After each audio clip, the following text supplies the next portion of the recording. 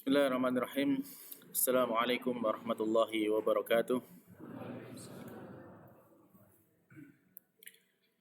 Alhamdulillah wassalatu wassalamu ala Rasulillah wa ala alihi wa ashabihi wa man walah wala haula wala quwata illa billah. Ma'asyiral muslimin, Bapak-bapak, Ibu-ibu yang dimuliakan Allah Subhanahu wa taala. Alhamdulillah, insyaallah di kesempatan malam hari ini kita bersyukur kepada Allah Subhanahu wa taala.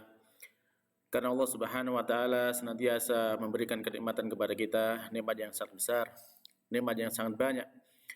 Hingga di malam hari ini kembali kita diberikan kemuliaan oleh Allah Subhanahu wa taala untuk berkumpul di salah satu rumahnya ini, ya guna menjalankan ibadah kita, yaitu dalam rangka thalabul ilm, menuntut ilmu.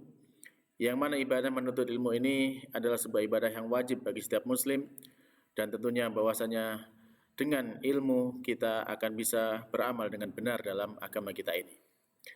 Dan insya Allah pada kesempatan kali ini kita akan melanjutkan, yaitu membaca kitab Riyadhus Shalihin yang ditulis oleh Al-Imam An-Nawawi rahimahullah ta'ala. Dan pada kesempatan malam hari ini kita akan membaca bab yang diberi judul oleh beliau, yaitu Babu Al-Amri bil Muhafadzati ala Sunnati wa Adabiha. Bab yaitu tentang perintah agar kita menjaga sunnah dan juga adab-adabnya.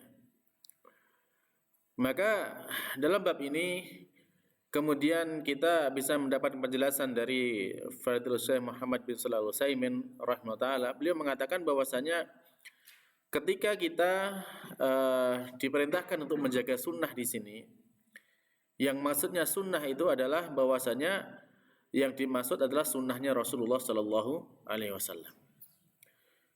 Yaitu apa? Yaitu jalan hidup yang ditempuh oleh Rasulullah Sallallahu Alaihi Wasallam, baik dalam hal ibadahnya, dalam akhlaknya, dalam muamalahnya. Maka itu semua adalah sunnah dari Nabi kita Muhammad Sallallahu Alaihi Wasallam. Demikian juga sunnah itu bisa berupa ucapan atau sabda dari beliau Sallallahu Alaihi Wasallam, dan juga berupa perbuatan ataupun juga berupa ketetapan atau keputusan dari beliau Sallallahu Alaihi Wasallam. Jadi misalkan ada sahabat berbuat demikian, kemudian Rasulullah menetapkan, membolehkan, nah maka itu juga termasuk sunnah. Maka inilah yang dimaksud dengan sunnah. Adapun secara fikih yang dimaksud dengan sunnah, sebagaimana kita ketahui, yaitu amal yang dianjurkan untuk kita kerjakan, dan kalau kita mengerjakan akan mendapatkan pahala, dan kalau kita tinggalkan tidak berdosa. Ya, itu kalau secara fikih. Adapun secara pemahaman sunnah secara mutlak, bahwasanya sunnah itu ya tadi, bahwasanya segala perbuatan, segala ucapan, ya segala ketetapan dari Rasulullah SAW itu adalah sunnah dari beliau. Dan itu semuanya wajib kita jaga. Baik, kemudian bahwasanya kita tidak meragukan lagi bahwasanya Rasulullah Sallallahu Alaihi Wasallam itu diutus oleh Allah Subhanahu Wa Taala dengan membawa petunjuk dan agama yang benar. Petunjuknya itu berupa ilmu yang bermanfaat. Sedangkan agama yang benar itu adalah amal yang soleh. Maka tentunya kalau kita ingin mengamalkan agama ini dengan benar, maka tidak bisa tidak harus atas dasar ilmu. Dan kalau kita sudah berilmu, maka juga tidak bisa tidak bahwasanya ilmu itu juga harus kita amalkan. Dan kemudian kalau kita ingin menjaga sunnahnya Rasulullah Sallallahu Alaihi Wasallam, ya maka tentunya kita harus tahu dulu apa itu sunnahnya Rasulullah Sallallahu Alaihi Wasallam. Dan kita harus belajar dulu tentang sunnah yang diajarkan oleh Rasulullah Sallallahu Alaihi Wasallam. Maka di sini kita bisa mendapatkan bahwasanya belajar atau menuntut ilmu agama itu adalah suatu hal yang sangat ditekankan. Dan hukumnya dalam agama kita terbagi menjadi 3 macam. Ada yang hukumnya fardu ain. Fardu ain itu maksudnya setiap orang Islam, masing-masing kita itu harus memiliki ilmunya. Ada yang hukumnya fardu kifayah, ya, ada yang hukumnya sunnah. Adapun yang fardu ain, ya, yang fardu ain itu adalah ilmu yang kita itu mengamalkan ibadah dengan ilmu tersebut.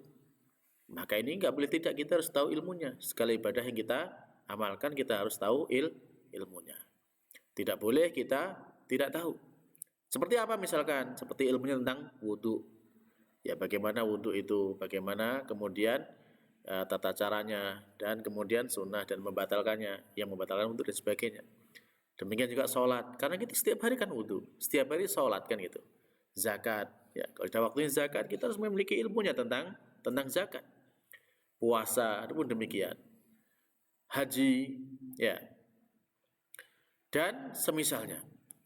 Maka yang seperti itu tidak boleh tidak, kita harus memiliki ilmunya. Karena kita akan mengamalkan yang tersebut.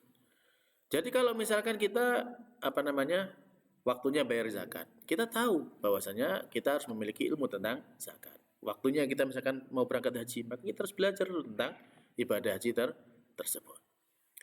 Adapun yang fardu kifayah, ya, fardu kifayah itu maksudnya adalah ketika memang sudah ada yang melaksanakannya dan itu cukup, ya namanya kifayah kan mencukupi ya, yang mengamal sudah cukup dari yang dibutuhkan, maka itu kemudian yang lain tidak wajib.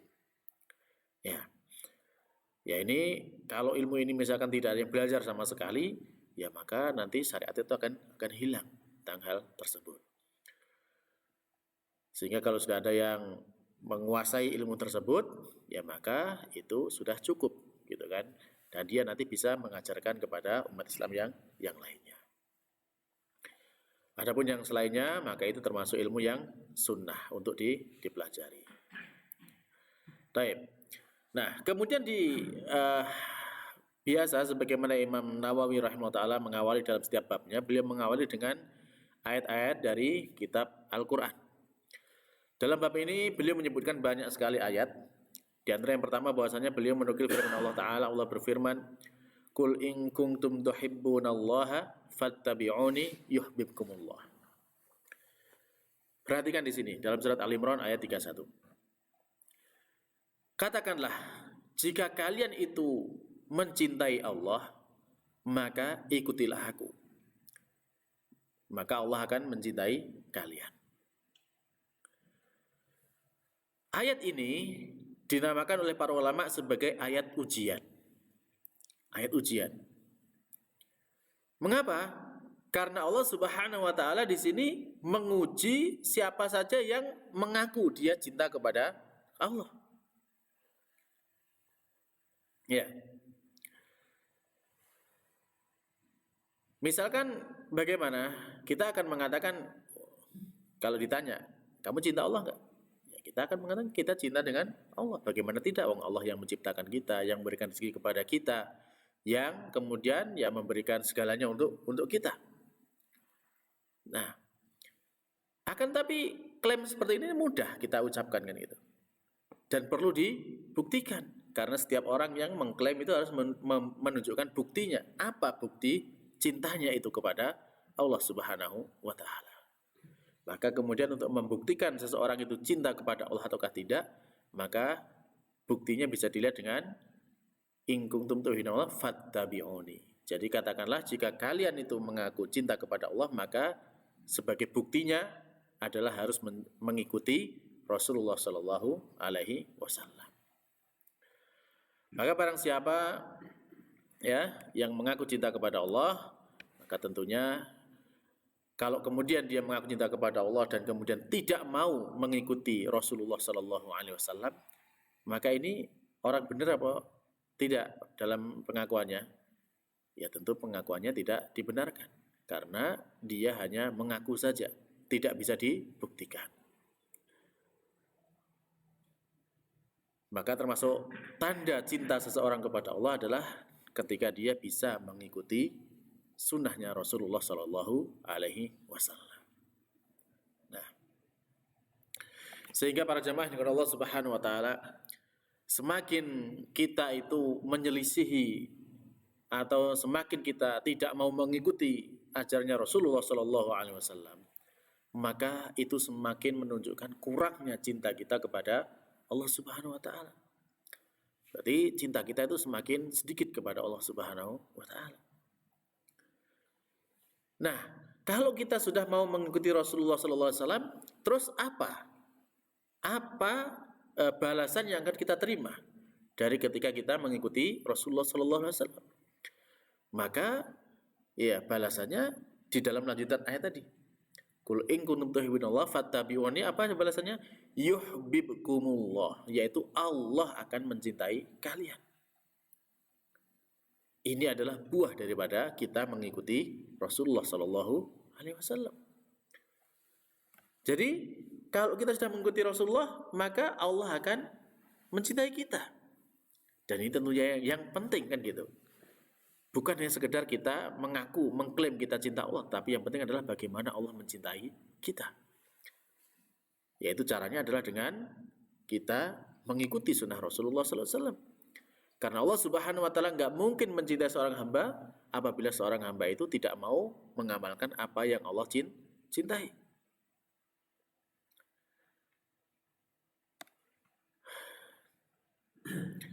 Dan tentunya kita semuanya berharap bahwasanya kita termasuk di antara hamba-hamba yang dicintai oleh Allah Subhanahu wa taala.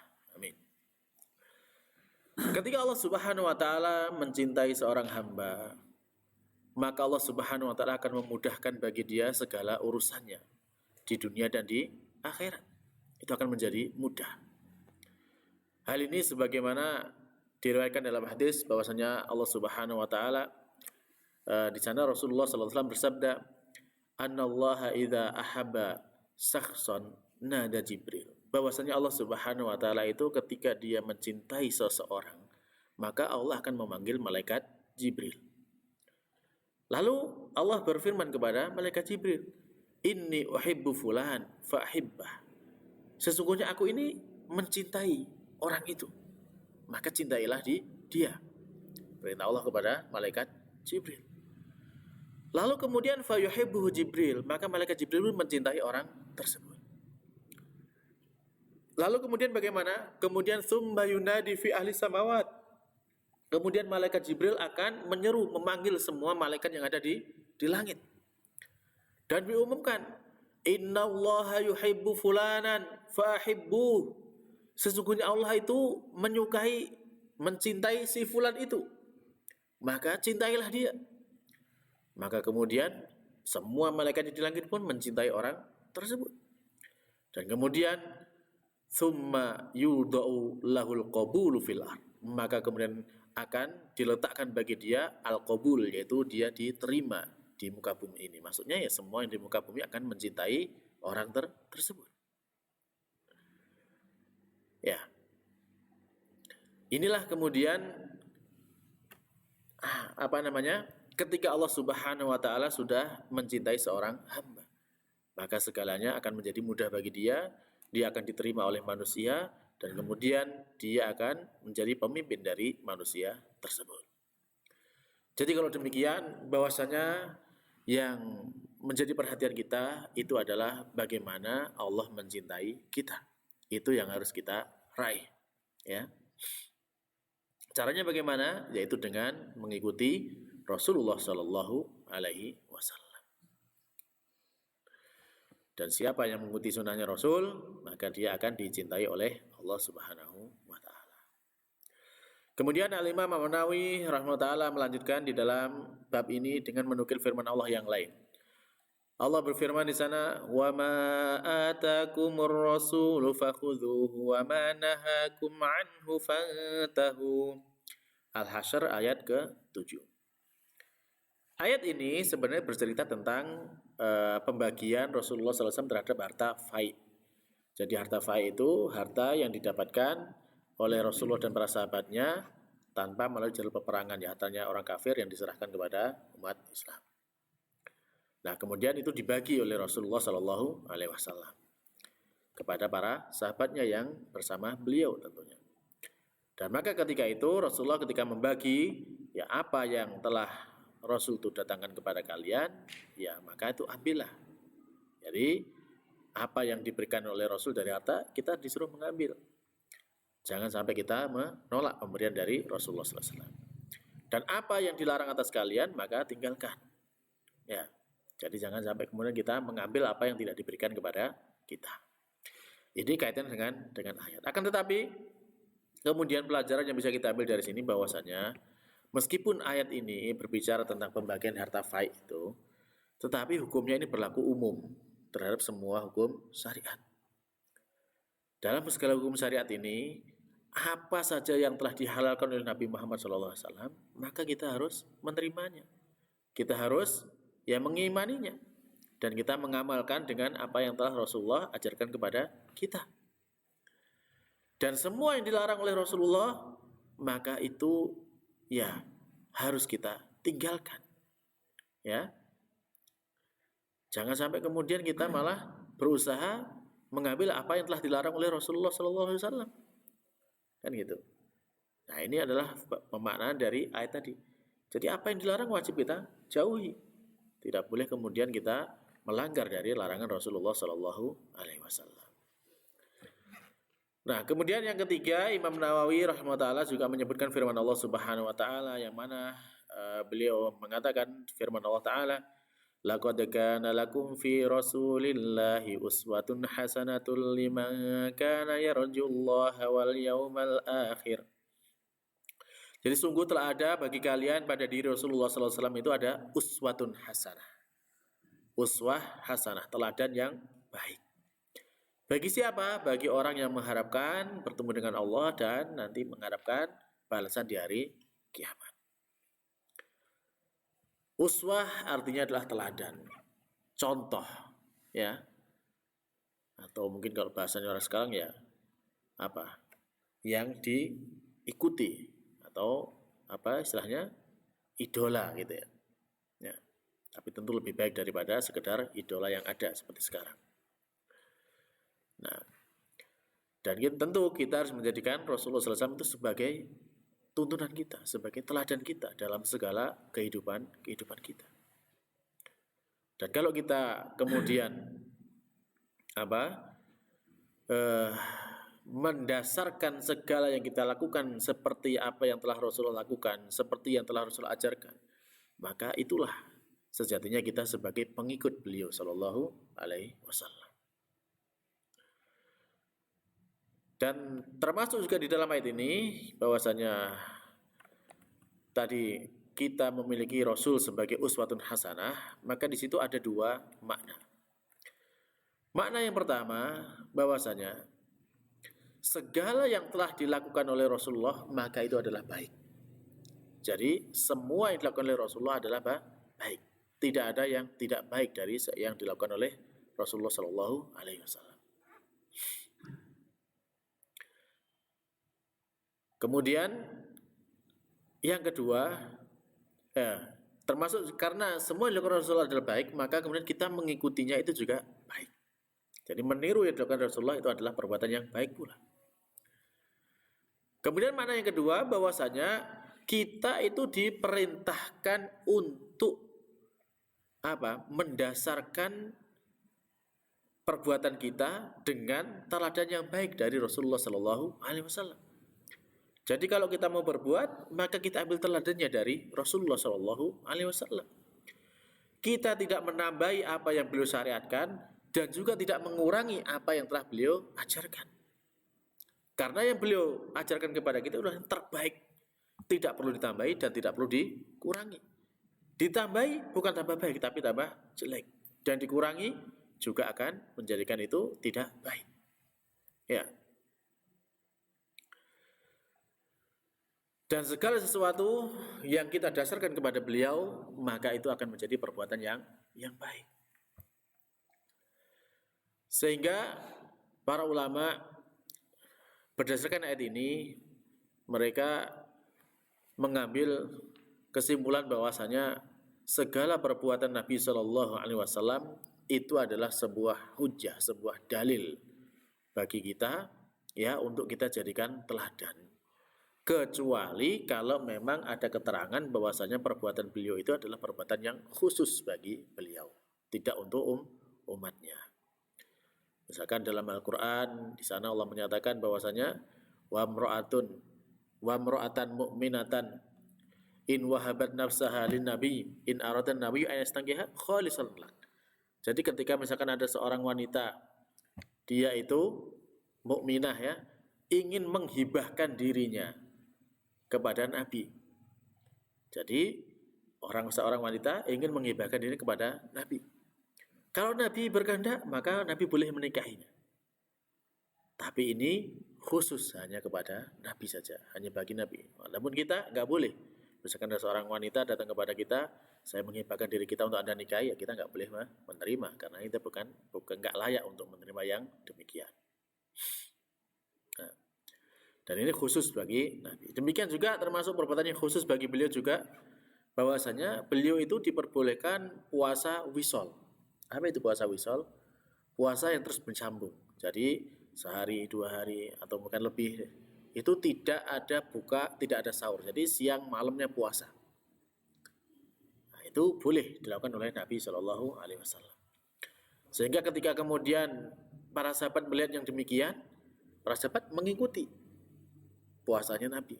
Akan tapi tentu Nabi melarang, karena itu ya tidak seperti itu. Beliau mengatakan kepada para sahabatnya, "Inni lastu kahayatikum." Sesungguhnya aku ini nggak sama seperti keadaannya kalian. Sesungguhnya aku ya diberi makan dan diberi minum oleh Allah Subhanahu wa taala. Nah, jadi demikianlah para jamaah dari Allah Subhanahu wa taala. Jadi kalau memang perbuatan itu khusus ya bagi Nabi, ya tentunya kita tidak perlu mengikutinya. Nah, demikian juga Nabi SAW ya, beliau dengan segala kekuatannya ya, dengan untuk mendapatkan kekuatan hubungan dengan Tuhannya, karena beliau sangat cinta kepada Allah Subhanahu wa taala, maka ketika beliau sholat di waktu malam ya, Allah pun memberikan kekuatan kepada beliau untuk sholat di waktu malam itu dengan ya salat yang sangat-sangat panjang. Itu menunjukkan bahwasanya memang keadaan beliau tidak sama dengan kita. Ya, kita tentu berbeda dengan beliau, maka kita dilarang untuk puasa wisol seperti itu, karena itu menjadi kekhususan Nabi Shallallahu Alaihi Wasallam. Taib. Kemudian Al-Imam An-Nawawi rahimahullah melanjutkan di dalam kitab ini dengan menyebutkan firman Allah yang lainnya. Yang mana Allah berfirman, "Fala wa rabbika la yu'minuna hatta yuhakkimuka fima shajara bainahum thumma la yajidu fi anfusihim harajan mimma qadaita wa yusallimu taslima." Di dalam ayat ini Allah menyatakan kepada kita, maka tidak demi Tuhanmu, tidaklah beriman salah seorang di antara kalian hingga kalian itu benar-benar menjadikan engkau wahai Muhammad sebagai hakim untuk memutuskan perkara terhadap apa yang menjadi perselisihan di antara kalian. Kemudian kalian tidak mendapatkan di dalam diri mereka haraj, rasa ya keberatan. Jadi harus menerima. Jadi tidak boleh sampai ada kemudian perasaan kita dongkol dengan apa yang telah diputuskan oleh Nabi Shallallahu Alaihi Wasallam. Mimma qadaita, terhadap apa yang telah kau putuskan, wa yusallimu taslima, dan harus tunduk dengan setunduk-tunduknya. Nah, jadi ayat ini masih memiliki hubungan dengan ayat sebelumnya ya, bahwasanya di ayat sebelumnya tadi, di sana kita diperintahkan untuk mengikuti Rasulullah SAW. Dan di sini pun ketika Allah menyatakan bahwasanya kalau kita itu menyatakan diri kita beriman, maka di antara konsekuensi iman itu kita harus ridho, harus rela dengan keputusan Nabi Shallallahu Alaihi Wasallam. Tidak boleh kemudian kita itu merasa berat untuk menerima keputusan Nabi Shallallahu Alaihi Wasallam.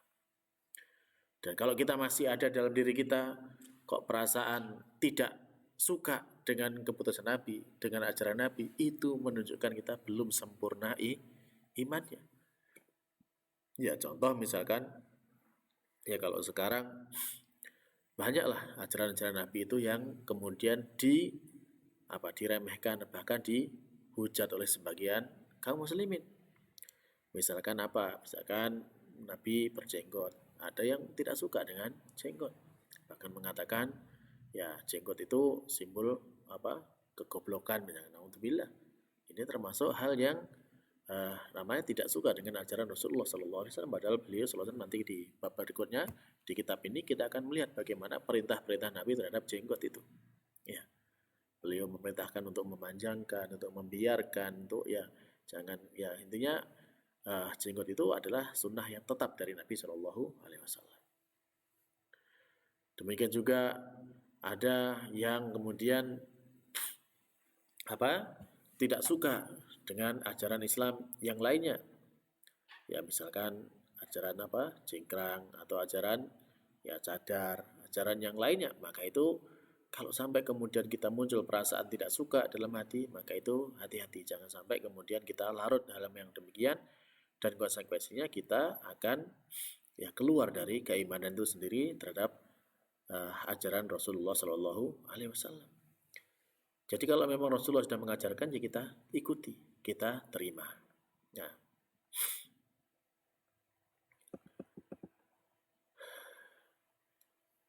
demikian juga dalam firman Allah Subhanahu wa taala yang lainnya, Allah berfirman, "Ya ayyuhalladzina amanu atii'ullaha wa atii'ur rasul." Atii'ullaha wa atii'ur rasul wa ulil amri minkum. فإن تنازعتم في شيء فردوه إلى الله والرسول إن كنتم تؤمنون بالله واليوم الآخر ذلك خير وأحسن تأويلا. An-Nisa 59. Di ayat ini juga sama, bahwasanya Allah menyeru kepada orang-orang yang beriman, wahai orang-orang yang beriman. Jadi ini seruan kepada orang yang mengaku beriman. Apa seruannya? Kalau kita mengaku beriman, maka kita diseru dengan seruan ini, yaitu ati Allah, taatlah kalian kepada Allah. Wa ati'ur rasul, dan taatlah kalian kepada Rasul. Wa ulil amri minkum, dan juga kepada pemimpin kalian. Maka jika kalian itu berselisih, fa in tanaza'tum fi syai'in, maka apabila kalian itu berselisih, maka kembalikanlah keputusannya itu farudduhu ilallah, kepada Allah, war rasul, dan kepada Rasul. In kuntum, jika kalian tu'minuna, kalian itu beriman, billahi, kepada Allah, wal yaumil akhir, dan juga hari akhir. Diat ini semakna dengan ayat tadi para jamaah yang Allah Subhanahu wa taala. Termasuk tanda iman di sini adalah kita harus taat kepada Allah dan taat kepada Rasulullah. Di sana Allah menyebutkan ati Allah wa ati Rasul, dengan kata perintah, ada menyertakan di situ ketaatan.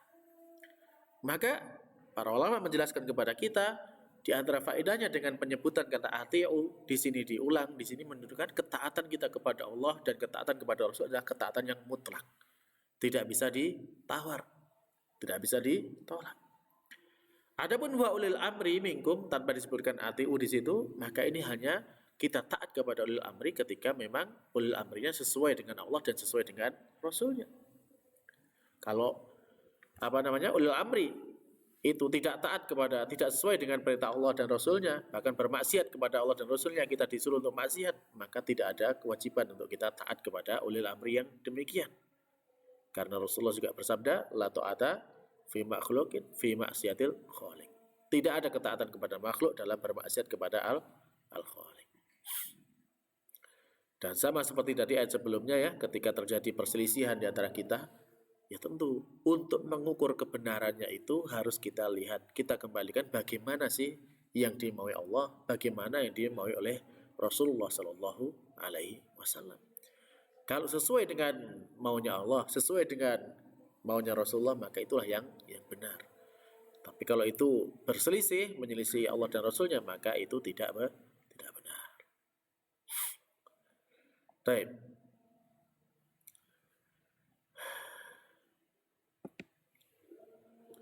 Maka di sini Allah Subhanahu wa taala memerintahkan kita untuk taatnya kepadanya dan taat kepada Rasulnya.